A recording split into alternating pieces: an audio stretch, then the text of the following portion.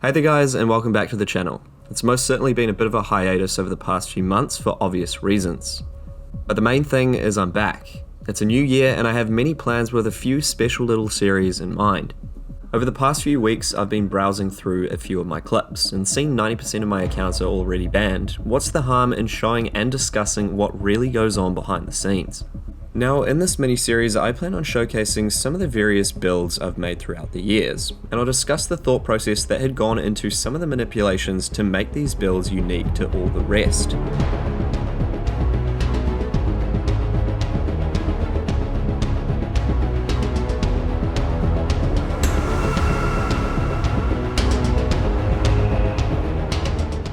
Just to reiterate the fact, all of the accounts that I am going to be showcasing today have been permanently banned for bug abuse, and in some cases, rightfully so.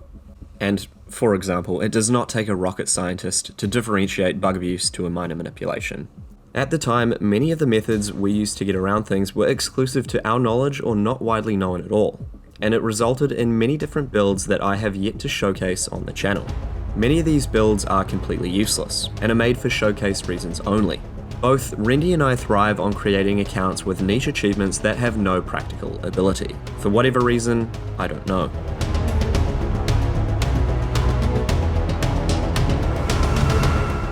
Now, in my previous video, I showcased some of those particular achievements. However, it seemed that people wanted more than just clips. They wanted to understand the journey, and that's exactly what you'll see here today.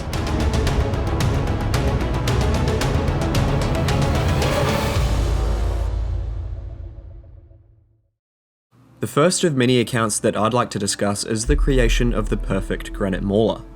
This account, as seen below, was created around early 2019, which meant it was structured around the original CFT, or otherwise known as a controlled force teleport. Over the years, there had been many different variations of a CFT, although there was a lengthy hiatus where these accounts were considered an odd rarity.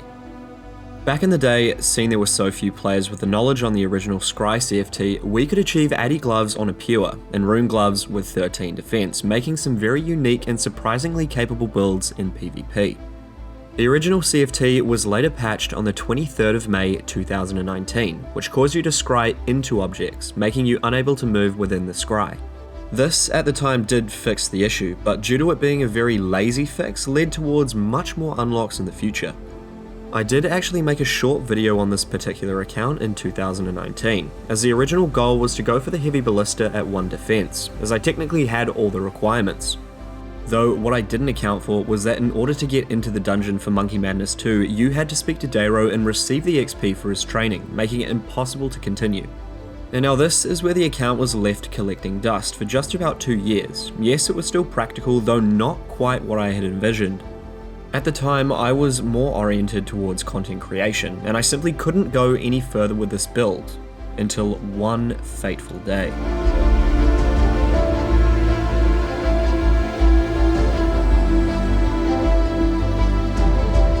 After countless hours of endless searching, we came to a head. We had completed Priest in Peril without gaining any experience whatsoever. Now, this was the point where I came back to the account, unlocking countless new opportunities for the build, most notably Desert Treasure with 1 prayer. This was most recently showcased on Rendy's channel, so if you want to see that more in depth, I'll leave a link in the description.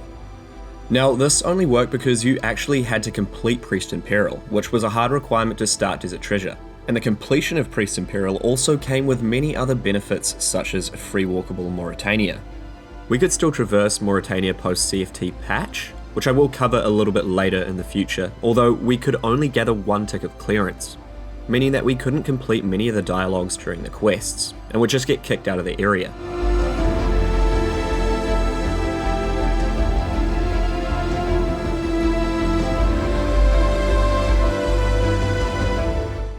However, now everything is accounted for, we can freely run through quests such as Haunted Mine, Shades of Morton, and many others with ease.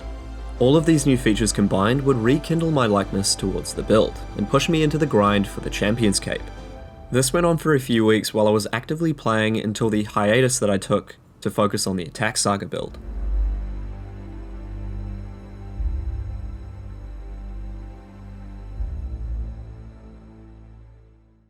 Unfortunately, these builds were cut short mid-creation, and though I had plenty of clips, this is where we'll leave this particular account in the dust.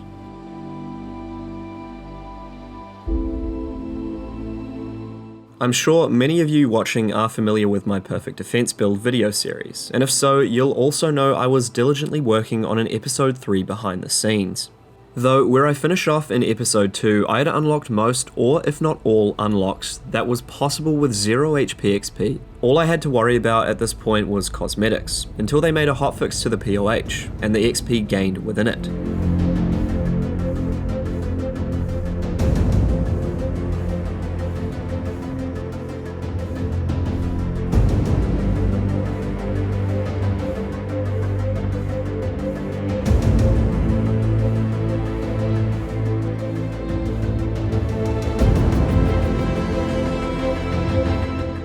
In the video showcase below was a short clip that I posted on my Twitter. I tend to make short little bits like that and post them exclusively on that platform, so if you're interested in seeing more of that, follow me at Mauler OSRS, and the links will be both on screen and linked in the description. What you see playing in the background is another variation that came to light during this weekend ordeal. What Jagex had done was make a temporary hotfix for spec transfers and heals within the POH in regards to a clip posted by a player named One Defense on Twitter. XP was then reduced down to 10% of your original damage, which in reality was an easy fix, although it was just perfect for us. Experience in RuneScape is rounded down no matter what. You hit a 39.9, you'll be hitting a 39. So in this case, if you hit a 1 in your POH with a cannon, you'll receive 0 experience, because it'll only roll 10% of the damage while recognizing your coordinate inside your house.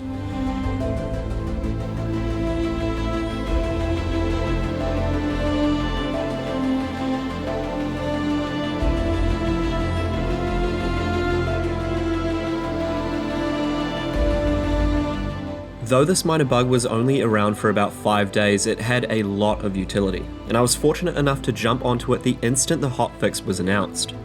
These 5 days were also very busy, because not only were we juggling the defense and attack saga, but I was also stuck completing quests on many restricted accounts. This gave us the ability to complete the Korend Easy Diary, Elemental Workshops 1 and 2 granted the LMS Smuggle, Ichlaren's Little Helper, and Lost City granting 1 experience. Now, Lost City gained 1 experience as you had to be on the island to receive the kill credit. This meant technically yes, you could hit a 1 and gain 0 XP, but it would have taken way too long in our given time frame.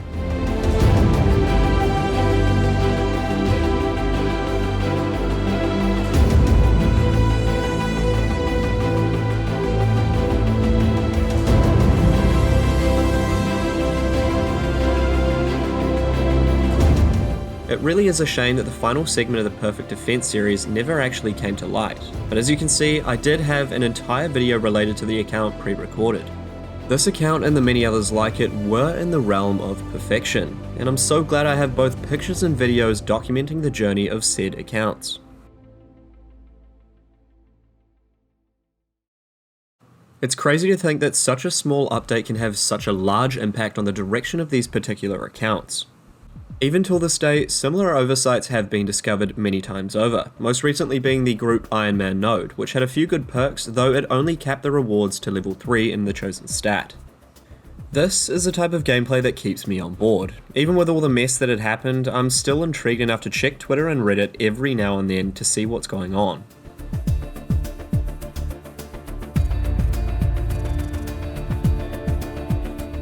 In regards to this mini-series, I plan on showcasing a total of 10 accounts that may or may not have been hidden from the public.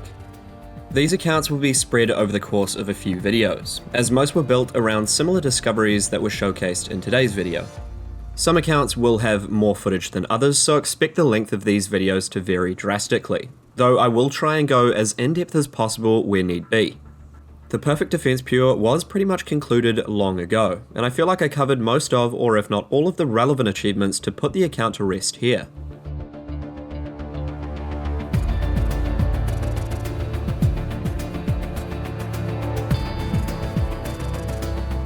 Now, in terms of whinge, this account has sure had a turbulent road. Playing on and off for a couple of years, it would have been awesome to realize some of the more outlandish goals I had yet to achieve. All in all, I am really happy with what we did overcome on the account nonetheless, and we can leave this account to rest in peace as well. Now, looking back on my clips, I'm sure you'll love to see what's been hidden away collecting dust over the past few years. This really is just the tip of the iceberg, and I'm sure at this stage you're all very well aware. Furthermore, I also plan on bringing back RuneScape's greatest achievements, so if you have anyone in mind that should be covered, leave their RSN in the comments. It's most certainly been a while now, and I'm sure there's plenty more of accounts to go around. Now, I must admit, even though this video is quite short, I most certainly enjoyed getting back into creating this type of content. I was always fond of sharing our little adventures with the public, and come 2022, I'm sure there will be plenty more where that came from. Between videos, I will also be working on a personal video series to share with you all along the way. This will be a little bit more relaxed, but I'm sure you'll all enjoy it nonetheless. Now, if you've enjoyed what you've seen here today, and you're intrigued to see a little bit more, click the red subscribe button, increase those statistics, and I'll upload another one very shortly. And without further ado, I hope you all have a lovely day. And if you'd like, you could even go and click one of these boxes to watch another one of these very confusing videos. Thanks again, guys, and until next time, take it easy.